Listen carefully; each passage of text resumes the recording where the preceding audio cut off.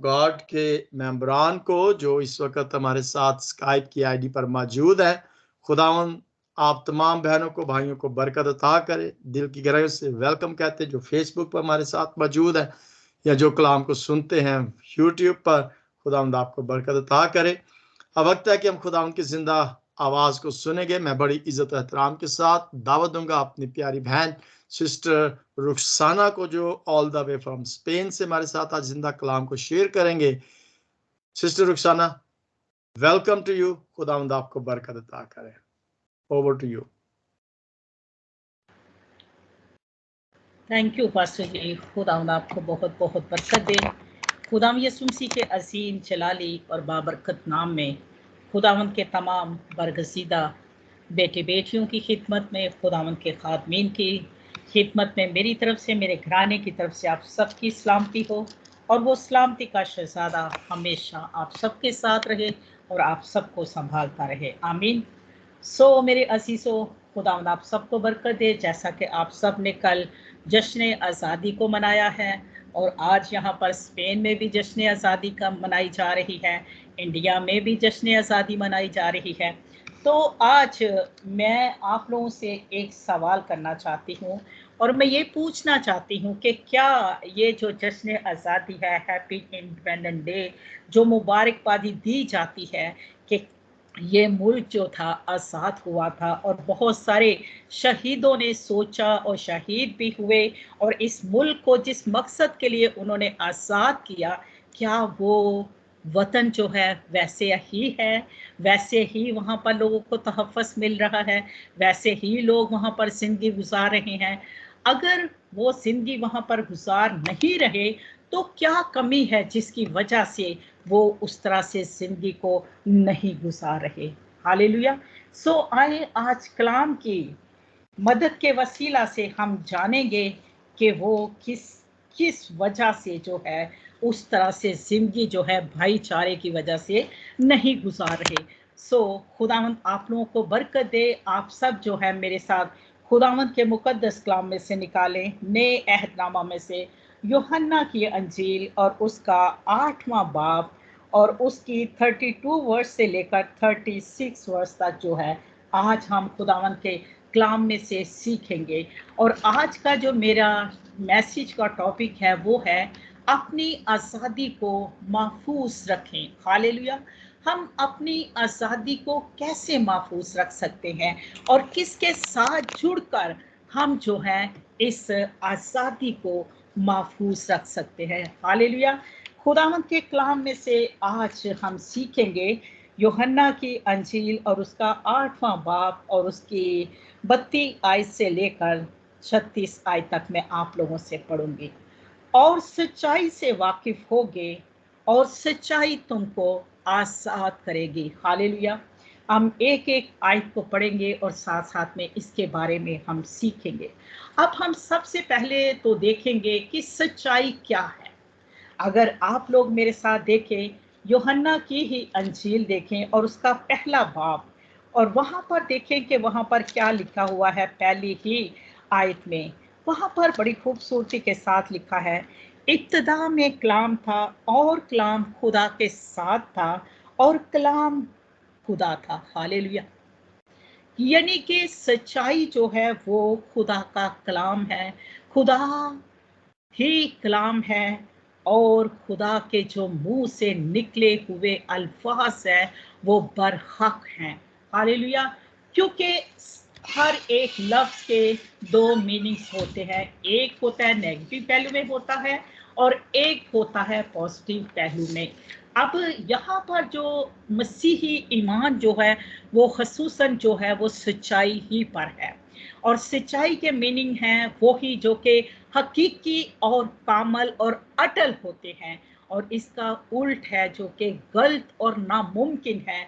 और आप सब जानते हैं कि अगर हम झूठ बोलते हैं और झूठ की बुनियाद पर जो भी रिश्ते को रखा जाए और या किसी भी रिलेशन को रखा जाए तो वो कभी भी कायम नहीं रहता और एक झूठ के पीछे आपको 100 झूठ बोलने पड़ते हैं। लेकिन अगर यही हमारी बुनियाद जो है वो सच्चाई पर होती है तो वो बुनियादें जो हैं हमेशा कायम रहती हैं और हमें कभी भी उसके लिए जो है हमें झूठ नहीं बोलना पड़ता, क्योंकि वो सच्चाई जो है वो हमें आज़ाद करती है। और ये सच्चाई कौन है? ये सच्चाई खुदा का कलाम है, खुदा के मुंह से निकले हुए अल्फाज हैं और वो खुद ही वो कलाम है। हालेलुया। और खुदावंद के कलाम में लिखा हुआ है कि सच्चाई से वाकिफ हो जाओ और सच्चाई तुम्हें आज़ाद करेगी। अब हमने सच्चाई से कैसे वाकिफ होना है? अगर आप मरकस की अंजील 5वें बाब की 33 वर्स पढ़ते हैं, और वहां पर एक औरत है जो 12 साल से जिसका खून जारी था, बहुत सारे तबीबों के पास गई है, बहुत इलाज करवाया है, बहुत पैसा खर्च किया है, लेकिन उसने उस बीमारी से शिफा को हासिल नहीं किया। लेकिन जब वो उस सच्चाई के पास आई है और उसका दामन उसने छुआ है, तो शागिर्द कहते हैं कि तेरे ऊपर भीड़ गिरती जाती है, लेकिन यीशु कहता है कि मुझे किसी ने छुआ है। हालेलुया। अब वो जो औरत थी जिसने ईमान के साथ उसको छुआ है, क्योंकि जो मसीही ईमान है वो सच्चाई पर है, और सच्चाई ही के वसीला से हम सब कुछ हासिल करते हैं। और इसने भी उस सच्चाई को छुआ और उसने 12 साल से जो बीमारी में मुब्तला थी उससे उसने छुटकारे को हासिल किया, और वो कांपती हुई आगे आई और अपना सारा हाल उसे क्या बता दिया है? सचमुच उसको बता दिया है। हालेलुया। अब यही सच्चाई है कि जो हमें क्या करती है? बीमारियों से आज़ाद करती है। अब ये देखें कि ये जो जिस्मानी लीडर्स थे, उन्होंने क्या किया? सोचा, पाकिस्तान को बनाया, तो क्या पाकिस्तान में वो जो लीडर थे उनको उनकी तमाम ज़रूरतों को पूरा कर रहे हैं? वो तो अपने ही बारे में सोच रहे हैं कि हमें ये जो मौका मिला हुआ है तो हम अपने ही घरों की ज़रूरतों को पूरा कर लें, अपने ही खजानों को भर लें, ना कि वो दूसरों के बारे में सोच रहे हैं। उसमें आप देख लें, चाहे उसमें मसीही हैं चाहे नहीं भी हैं, उनकी सोच सिर्फ और सिर्फ अपनी ही हद तक महदूद है। और अगर हम देखें कि वहां पर जो हमारे मसीही बहन भाई हैं, उनसे भी उन्होंने क्या करते हैं? वोट्स लेते हैं, उनके लिए भी उन्होंने वादे किए हुए हैं। तो क्या वो उस सच्चाई पर कायम हैं? क्या वो वहां पर मसीहियों को वो तहफ़्फ़ुज़ मिल रहा है, या वहां पर दूसरों को वो तहफ़्फ़ुज़ मिल रहा है? जो तो वहां पर जो उनके हम स्टैंडर्ड का होता है, उसके साथ जो है उनका बिहेवियर जो है बिल्कुल उन जैसा, बिल्कुल उनका ख्याल रखते हैं और उनको अपने साथ रखते हैं। लेकिन जो गरीब है उसको उस तरह से उसका ख्याल नहीं रखा जाता। लेकिन मैं और आप शुक्र अदा करते हैं कि हम जिस सच्चाई से वाकिफ हो गए हैं, वो हमें सच्चाई जो है आज़ाद करती है। वो सच्चाई हमें क्या करती है? गुनाहों से आज़ाद करती है। और इसीलिए इफिसियों 4 बाब और 25 आयत में लिखा हुआ है, बस झूठ बोलना छोड़कर हर एक शख्स अपने पड़ोसी से सच बोले, क्योंकि हम आपस में एक दूसरे के उसू हैं। अब ये बात कौन समझेगा कि हम एक दूसरे के उसू हैं? क्योंकि वो भी जब वोट लेते हैं तो वो कहते हैं हम आपके हर एक फराइज को जो है पूरा करेंगे। तो यहाँ पर यीशु मसीह भी हमें कह रहे हैं कि हर शख्स जो है झूठ बोलना छोड़कर अपने शख्स पड़ोसी से सच बोले। अगर तो हम अपने पड़ोसी जो हमारे आस पड़ोस है, जहाँ इस आईडी पर हम एक दूसरे के साथ हैं, अगर हम सच्चाई के साथ वाकिफ हैं तो हम कभी भी उनके साथ जो है झूठ से काम नहीं लेंगे। उनकी जात को जो ठेस पहुंचने वाली बातें हैं, उनके लिए हम कभी भी उनके साथ कोई भी खेल नहीं खेलेंगे।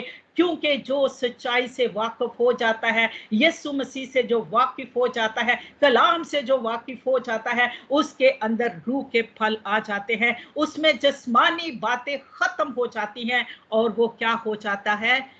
वो हमेशा दूसरों के बारे में सोचने वाला बन जाता है। वो हमेशा ये समझता है कि जिस तरह मेरे बदन को, मेरे बहन भाइयों को अगर तकलीफ होगी तो मुझे तकलीफ होगी, और इसी तरह वो अपने आस पड़ोस या आईडीज पे, चर्चिस पे, जहां कहीं भी सुनता है तो वो उस सच्चाई के वसीला से उसके दिल में मोहब्बत आती है और वो अपने हाथ को बढ़ाकर उनकी हर तरह से हेल्प करता है और उनको उनकी उन मुश्किलों से आज़ादी दिलाता है।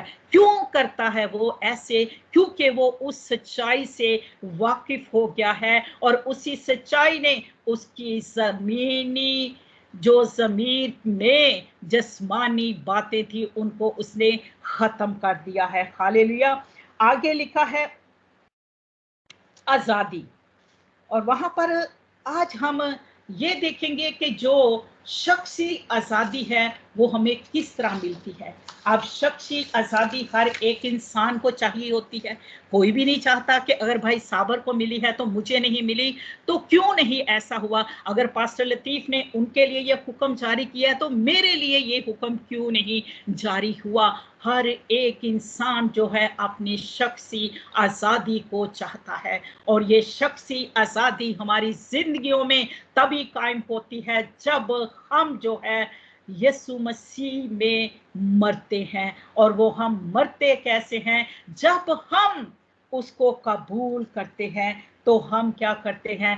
तौबा करते हैं, बपतिस्मा लेते हैं और अपनी पुरानी जो जिस्मानी जिंदगी होती है उसको उस पानी में बहा देते हैं, और जब उसके अंदर बहा देते हैं तो फिर हम नए सिरे से पैदा होते हैं और फिर हमारी रूहानी पैदाइश होती है। और फिर हम क्या करते हैं? उस रूहानी पैदाइश का हर रोज जो है तजर्बा करते रहते हैं। फिर हम रूहानी गुलाम बन जाते हैं और हम क्या कर देते हैं? जिस्मानी जो हमारी आज़ादी होती है हम उसको भूल जाते हैं। क्योंकि अगर पाकिस्तान में जो लोग या जितने भी मुल्क हैं वहां पर जो भी ये दिन मनाया जाता है इंडिपेंडेंट डे और बड़ा कहा जाता है हैप्पी, तो क्या उनकी लाइफ हैप्पी है? उनकी लाइफ कैसे हैप्पी हो सकती है जब तक के सच्चाई उनकी जिंदगी में नहीं है, जब तक के खुदा का कलाम उनकी जिंदगी में नहीं है, जब तक के खुदा उनकी जिंदगी में नहीं है। और जब खुदा ही उनकी जिंदगी में नहीं है तो वो कैसे आज़ादी को हासिल कर सकते हैं? क्योंकि मेरे अजीजों, खुदावंद के कलाम में आयत बड़ी खूबसूरत लिखी है, और किसी दूसरे के वसीला से निजात नहीं, आसमान के तले आदमियों को कोई दूसरा नाम नहीं बख्शा गया जिसके वसीला से हम क्या पा सकते हैं? निजात पा सकते हैं। हालेलुया। और जब हम नए सिरे से पैदा हो जाते हैं तो फिर हमारी जो है पुरानी इंसानियत जो है वो मसीह में मसलूब हो जाती है। हालेलुया। और फिर हम रूहानी खानदान का हिस्सा बन जाते हैं, फिर हम रूहानी गुलाम बन जाते हैं। हालेलुया। सो हमारा फिर खुदावंद के साथ जो है वो शख्सी तल्लुक जो है वो कायम हो जाता है। फिर हमारी अपनी शनाख्त खत्म हो जाती है, हमारी शनाख्त फिर यीशु मसीह होता है। और मेरे अजीजों, जो मसीही हैं उनकी जो जिंदगी है फिर सच्चाई पर कायम हो जाती है, क्योंकि वो सच्चाई से ही वाकिफ हो गए हैं और उसने उनको आज़ाद कर दिया है। अगर हम देखें निकोदेमुस के बारे में, निकोदेमुस के बारे में देखें यूहन्ना की अंजील 3 बाब और उसकी 16 आयत, यूहन्ना की अंजील 3 बाब और 5 और 6 आयत में हम वहां पर देखते हैं कि निकोदेमुस जो है वो यहूदियों का सरदार है, और यहूदियों का सरदार होने के बावजूद जो है वो क्या करता है? रात को यीशु के पास आते हैं और वो खुदावंद से कहता है कि तू उस्ताद होकर आए, जो तू मुंह से दिखाता है कोई और शख्स नहीं दिखा सकता। तो यीशु उससे कहता है मैं तुझसे सच कहता हूं, जब तक कोई नए सिरे से पैदा ना हो वो खुदा की बादशाही को देख नहीं सकता। हालेलुया। अब जब हम भी नए सिरे से पैदा नहीं होते हम खुदा की बादशाही को नहीं देख सकते, और हमें जरूरत है कि हमें खुदा की इस नई बादशाहत में दाखिल होने के लिए हमें तौबा करके बपतिस्मा लेना बहुत ही ज़रूरत है। अब उससे निकोदेमुस कहता है कि ये क्यों कर हो सकता है कि क्या मैं माँ के पेट में दोबारा जाऊंगा? तो वहाँ पर खुदावंद यीशु मसीह बड़ी खूबसूरत आयत यहाँ पर लिखी हुई है। यीशु ने जवाब दिया, मैं तुझसे सच कहता हूँ, जब तक कोई आदमी पानी और रूह से पैदा ना हो, वो खुदा की बादशाही में दाखिल नहीं हो सकता। और जो जिस्म से पैदा हुआ है वो जिस्म है, और जो रूह से पैदा हुआ है रूह है। हालेलुया। देखिए, जब हम खुदा में मर जाते हैं, दफन हो जाते हैं, और हमारी जिंदगी जो है फिर खुदा के साथ जो है गुजरना शुरू हो जाती है, फिर हमारी जिंदगी जो है उस सच्चाई पर जो है कायम हो जाती है। और वहीं पर फिर निकोदेमुस क्या कहता है, यहाँ पर मैं अब सारा नहीं पढ़ना चाहूंगी, क्योंकि वो कहता है फिर कौन सी चीज है जो मुझे जो है इससे रोकती है। आज मुझे और आपको भी क्या करना है, हमें तौबा करनी है और बपतिस्मा लेना है, ताकि हम क्या करें, उस बादशाहत में शरीक हो जाए। क्योंकि मेरे और आपके हीरो ने भी क्या किया था, हमें ये नमूना दिया था कि हम भी उन्हीं के नमूने पर चलने वाले हों। उन्होंने भी यूहन्ना से बपतिस्मा लिया था, और उसी वक्त जो है रूह फिर उन पर नाजिल हुआ था। और मेरे अजीजों, खुदावंद के कलाम में बड़ी खूबसूरत आयत लिखी है कि जहां पर रूह है वहां पर आजादी है। हालेलुया।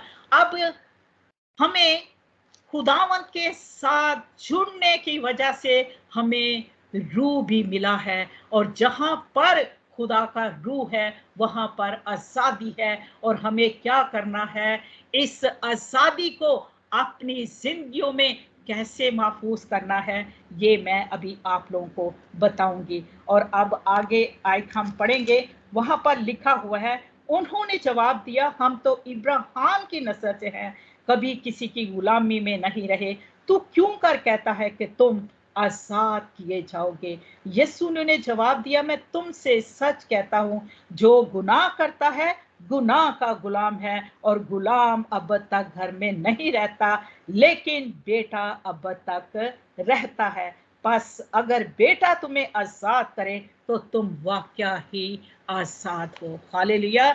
जब तक बेटा तुम्हें आजाद ना करे तुम आजाद नहीं हो। हालेलुया।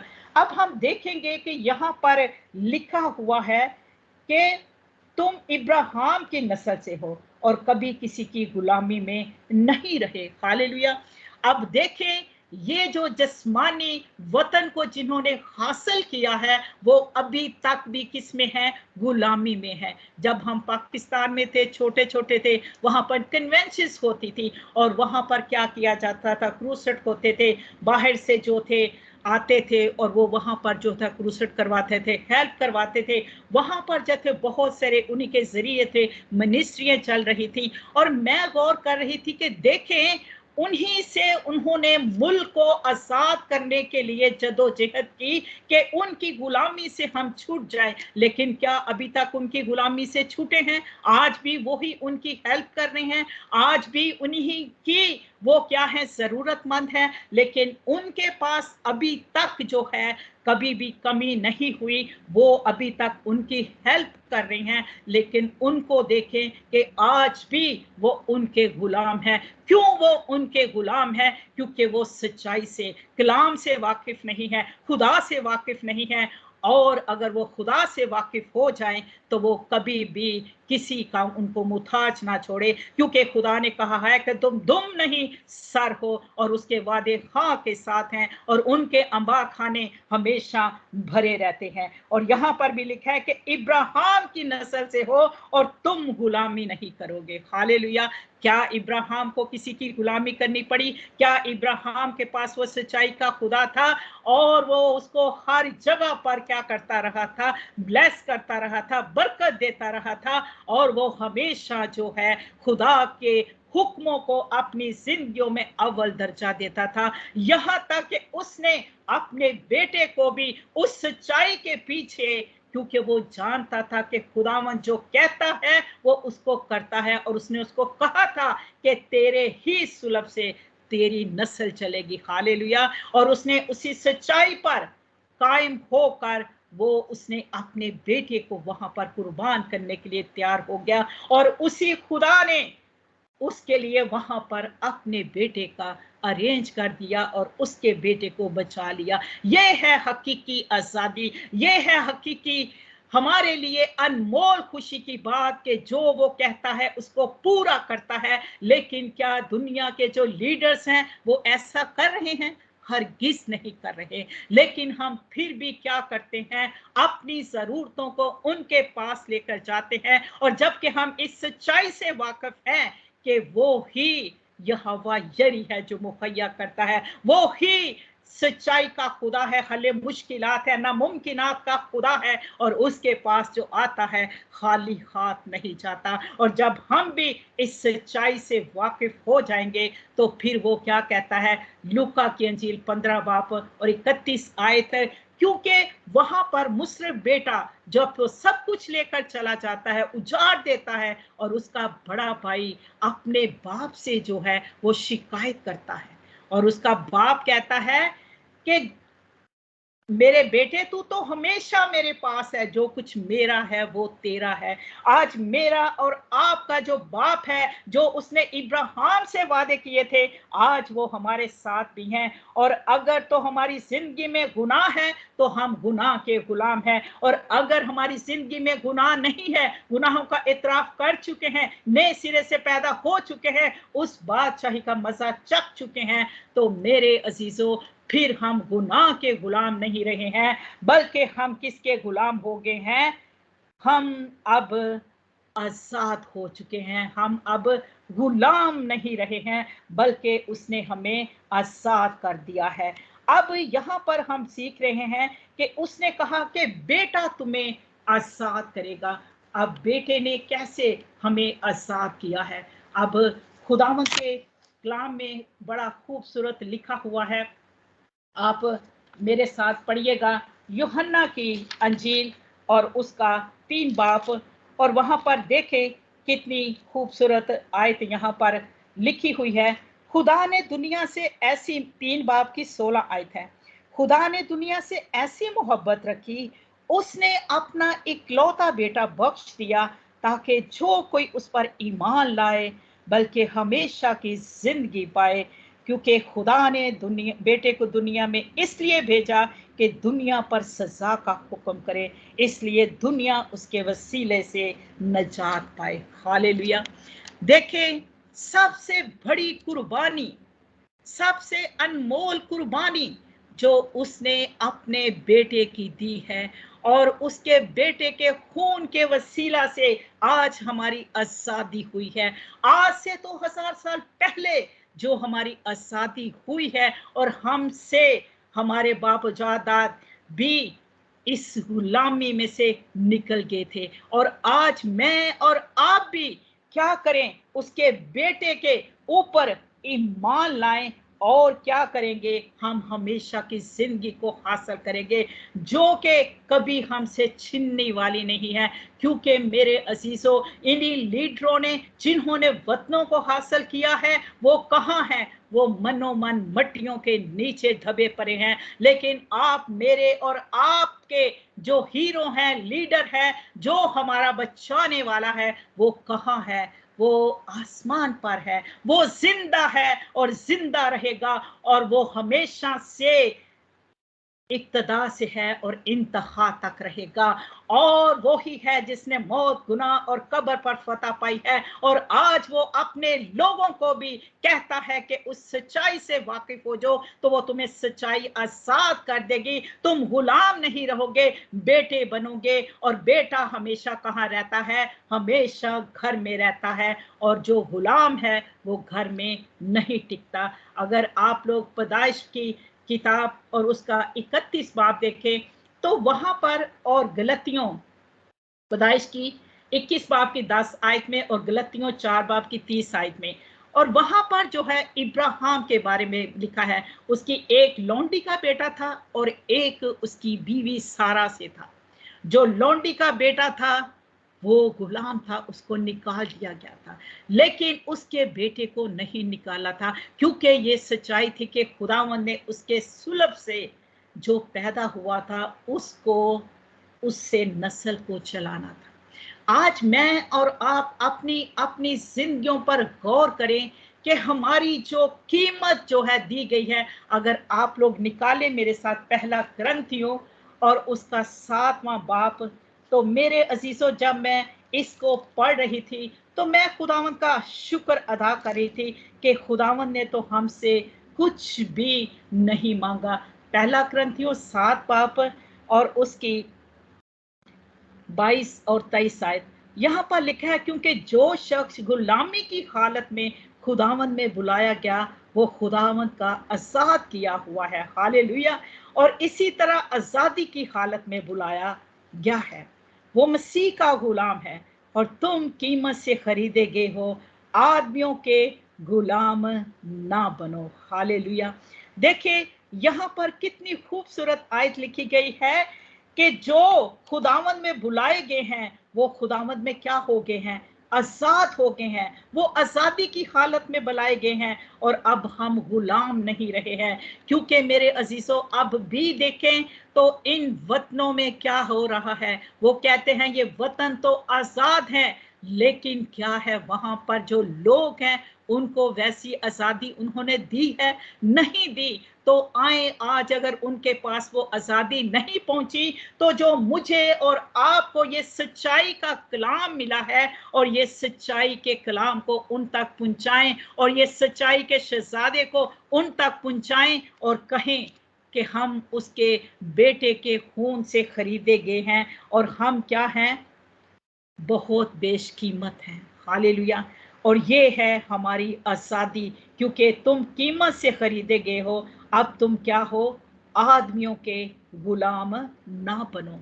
हमें किसी आदमी का गुलाम जो है खुदावंद फिर नहीं रहने देता। मैं ये नहीं कहूंगी कि खुदावंद हमें ये नहीं कहता कि हम हुकूमत वालों के ताबियादार ना रहे। बिल्कुल, हमें जिन जिन भी ममालिक में रहते हैं हमें उनके ताबियादार रहना है। लेकिन सबसे पहले खुदावंद ने क्या कहा है कि यहाँ पर जो है खुदा के कलाम से, उसकी सच्चाई से तुम क्या करो, वाकिफ हो जाओ, तो वो तुम्हें क्या कर देगी, आजाद कर देगी। और मेरे अजीजों हम जितना भी शुक्र खुदा का करें उतना ही कम है कि उसने कहा है कि अब तू फिक्र ना कर, बल्कि तू क्या है, आजाद हो चुका है। हालेलुया। और जब उसने हमें आजाद किया है तो हमें अपने आप को, इस आजादी को महफूज करने के लिए हमें कोई ऐसी काम नहीं करने जो कि हमें खुदावंद से दूर कर सके, बल्कि हमें वो कहता है कि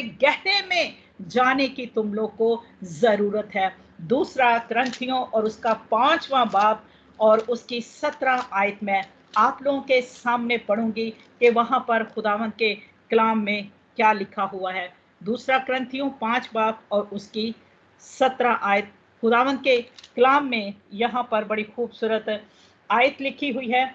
इसलिए अगर कोई मसीह में है तो वो नया मखलूक है, पुरानी चीजें जाती रहीं, देखो वो नई हो गई। हालेलुया।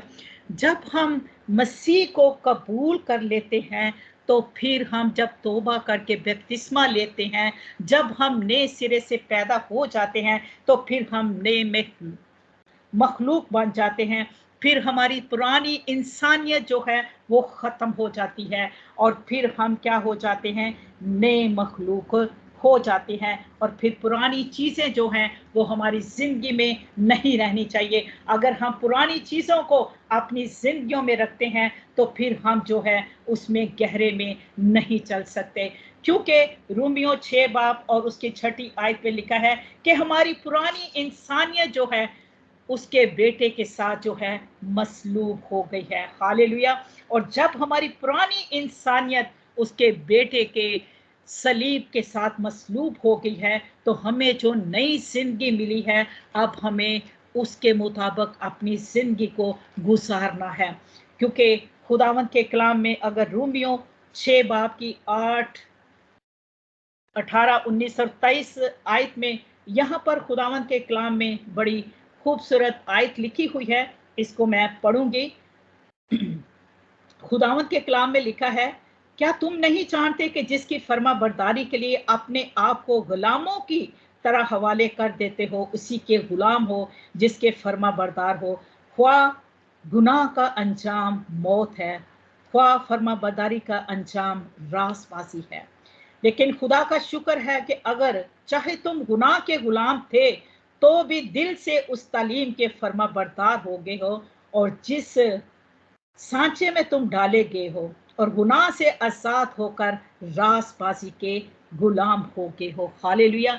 और जब हम क्या करते हैं, अपनी जिंदगी को इस दुनिया में रहते हुए हम उन गुलामों के साथ फर्मा बरदारी करते हैं कि हमें क्या ना कर दें, इन मुल्कों से ना निकाल दें, हमें क्या ना कर दें, यहाँ की किसी तरह से हमारे पेपर वर्क में कोई मुश्किल ना आ जाए, हम उनकी इतनी फर्मा बरदारी करते हैं, और जबकि उसका अंजाम मौत होता है। लेकिन हम उस सच्चाई के खुदा को भूल जाते हैं कि जो हम जिसके साथ चल रहे हैं, तो हम क्या करेंगे, वो हमें हर तरह से आजाद करने की कुदरत रखता है। क्योंकि आप सच्चाई पर कायम होकर उनके भी ताबिया हैं, लेकिन उससे बढ़कर खुदावंद हमें कहता है कि अगर चाहे गुनाह के गुलाम थे, मगर उस तालीम के फर्मा बरदार हो गए और उसी सांचे में डाले गए। अब गुनाह से आजाद होकर रासबाजी के गुलाम हो के हो। हालेलुया। अब जब हम खुदावंद को पहन लेते हैं तो हमारी जिंदगी में रासबाजी आ जाती है, और फिर हमें क्या करना पड़ता है, रासबाजी ही के मुताबिक अपनी जिंदगियों को गुजारने की जरूरत होती है। हालेलुया। बस जिन बातों से तुम शर्मिंदा होकर उनसे तुम उस वक्त क्या फल पाते, क्योंकि उनका अंजाम तो मौत है। मगर अब गुनाह से आजाद और खुदा के गुलाम होकर तुमको अपना फल मिला है, जिससे पाकीज़गी हासिल होती है, और इसका अंजाम हमेशा की जिंदगी है।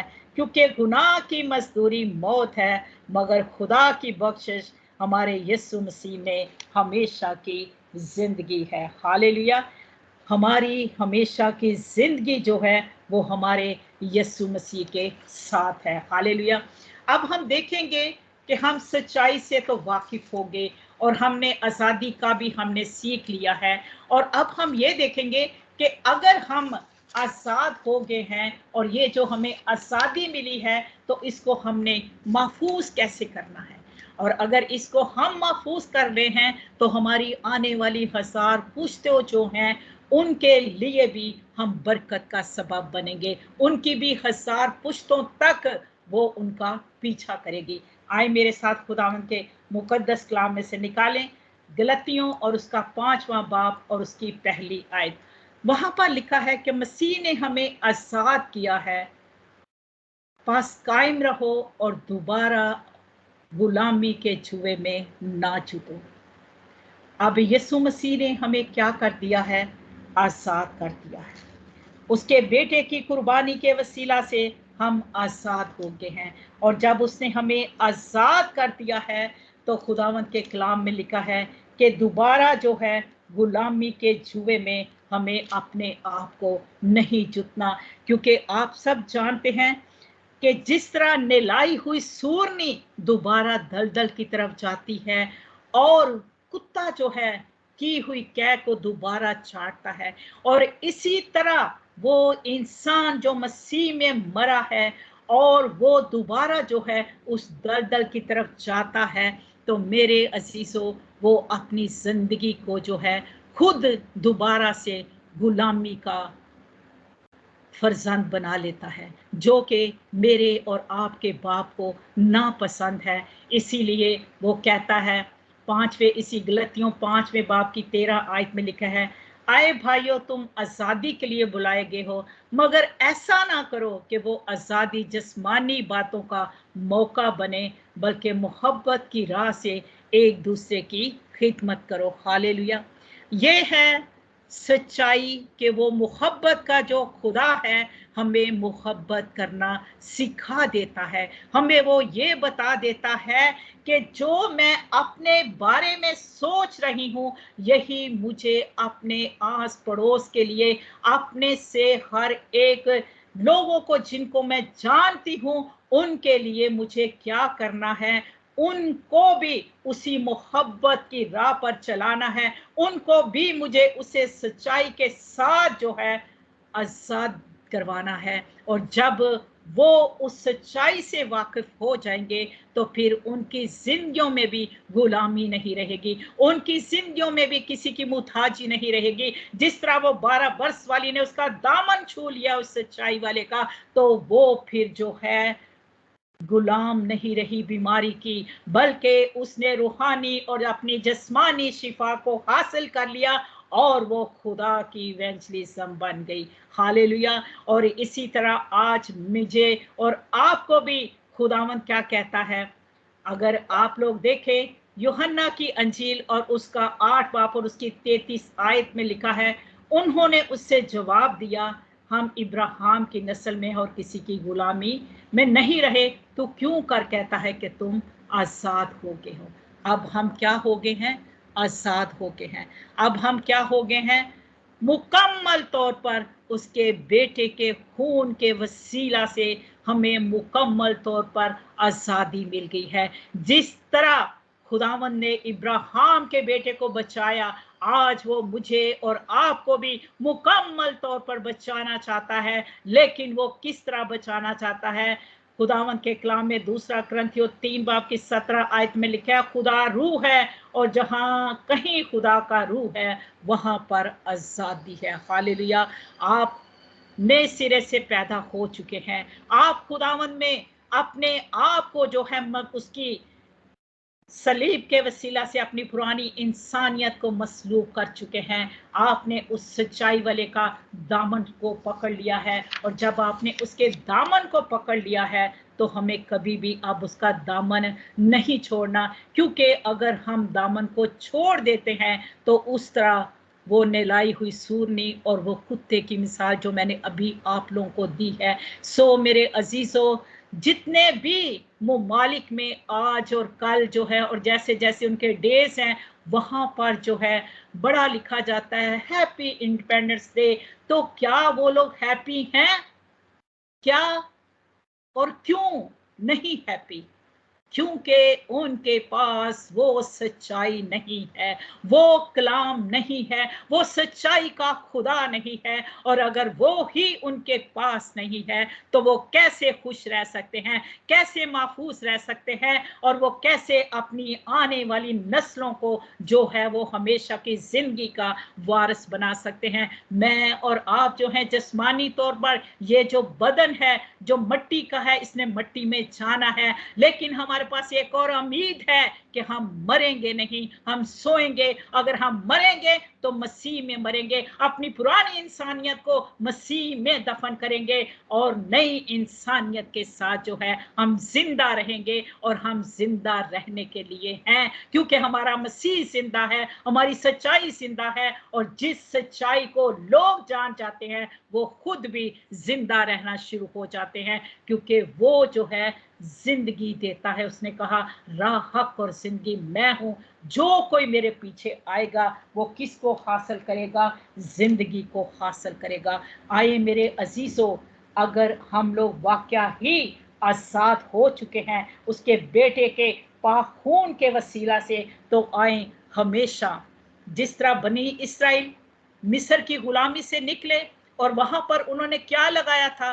वहां पर उन्होंने बकरों बछड़ों का खून लगाया और उस गुलामी से निकले। और जब निकले तो बियाबान में किस तरह वो दोबारा से वो पुरानी इंसानियत की तरफ बार बार जो था उनका रुझान जा रहा था, उनका ख्याल जा रहा था, उनकी सोचें जा रही थी, और अपने सफर को जो आजादी थी वो वहीं पर भी बर्बादी का पर्दा बनाए हुए थे, वहीं पर भी उन्होंने बछड़ों को बनाना शुरू कर दिया था। अगर बछड़े ना बनाते, ना बुड़बड़ाते और उस सच्चाई ही से वाकिफ रहते, तो वो जिसने सच्चाई ने उनको वहां से आजाद करवाया था वो ही सच्चाई उनको थी, उनको उसी शहर में लेकर जाती जहां पर दूध और शहद बहता है, लेकिन वो उस सच्चाई को क्या करते थे, इग्नोर कर दिया था, और वो अपनी जिंदगी में पुरानी इंसानियत में बार बार उनको जीने की आदत हो गई थी।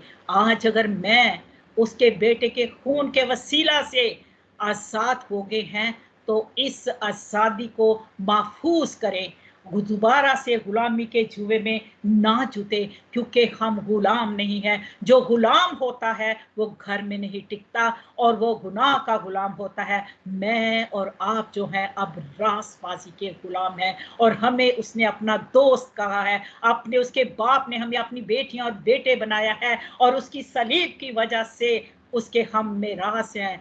हमारा वो भाई है, हमारा वो दोस्त है, हमारा वो साथी है। ये है सच्चाई, और यही सच्चाई हमें हमेशा की जिंदगी में लेकर जाएगी। ये हमारा वतन नहीं है, और ये आज़ादियाँ जो हैं ये कायम रहने वाली नहीं है। ये अनकम्प्लीट आज़ादी हैं। मेरी और आपकी जो आज़ादी है वो सिर्फ और सिर्फ मेरा और आपका यीशु है, जो सच्चाई है। आए, जब हम उससे वाकिफ हो चुके हैं, तो पुरानी इंसानियत की तरफ ना जाएं, पुरानी ख्वाहिशात की तरफ ना जाएं, क्योंकि ये हमें खुदा से दूर करती हैं। आए मेरे अजीजों, हम खुदावंद का शुक्र अदा करें कि हमारी शनाख्त वो सच्चाई का खुदा है, और अब हमारी अपनी कोई शनाख्त नहीं है। हमारी शनाख्त सिर्फ और सिर्फ मेरा और आपका यीशु है। हालेलुया। और जो वो उस हस्ती से जुड़ जाता है, तो वो फिर किसी का गुलाम नहीं रहता, क्योंकि बेटा हमेशा घर में रहता है। आज मुझे और आप सबको ये आज़ादी मुबारक हो, जो आज़ादी कायम रहने वाली है, और जो आज़ादी हमें फतह से बढ़कर गलबा दिलवाती है। हालेलुया। सो खुदावंद आप सबको बरकत दे, खुदावंद आप सबके साथ हो। तो जब तक जिए और इस सच्चाई से जुड़े रहें, क्योंकि कोई भी किसी को अपना बेटा नहीं बनाता। कोई भी हमारे लिए जो है इन मुल्कों को हासिल करने के लिए हमारी खातर अपने बच्चों को नहीं कुर्बान करता, लेकिन उसने मेरी और आपकी खातर कुर्बानी दी है। उस कुर्बानी को हमेशा अपनी आंखों के सामने रखें, अपनी अपनी सलीबों को उठाएं और उसके पीछे चलते रहें। और जिस तरह वो कामल होकर अपने बाप की मर्जी को पूरा करता रहा, मुझे और आपको भी ज़रूरत है कि हम भी कामल हो जाएं। हालेलुया। खुदावंद मुझे और आप सबको उस हमेशा की जिंदगी हासिल करने के लिए इस आज़ादी को अपनी जिंदगी में लेकर इसको बर्बादी का पर्दा ना बनाए। खुदा मुझे और आप सबको इस कलाम के वसीला से बरकत दे, और इस कलाम की पैरवी करने की हिम्मत और ताकत दे, और इससे कभी ना दाएं मुड़े ना बाएं मुड़े, बल्कि बूढ़े होकर सर सफ़ेद होकर भी इसी सच्चाई के पीछे चलते रहें। तो आप हमेशा उस नए यरूशलेम में पहुंचेंगे जो हमारा असल वतन है, जिसके लिए आज हम क्या कर रहे हैं। मसीह की खातर हमें मरना भी पड़े, तो इस रासबाजी के स्वभाव से सताए भी जाएं, तो हम उसका इनकार ना करें। ये हमारी सच्चाई है। जिस तरह यीशु मसीह इस सच्चाई से लड़ता हुआ अपने आप को कहा, आए बाप मेरी नहीं तेरी मर्जी पूरी हो। हालेलुया। बेशक वो नडाल हो गए थे जिस्मानी जिस्म रखते हुए भी, लेकिन उन्होंने क्या कहा, आए बाप तेरी मर्जी पूरी हो। आज मैं और आप इस आज़ादी को हासिल करते हैं, तो उसके बेटे के अगर हम में रास होना चाहते हैं, उसके घर में रहना चाहते हैं, हमेशा की जिंदगी को हासिल करना चाहते हैं, इस आज़ादी को बर्बादी का पर्दा ना बनाएं।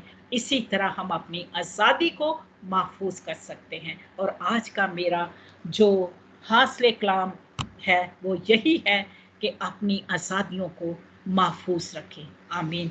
खुदावंद आप सबको साथ हो, खुदावंद आप सबको बरकत दे। आमीन।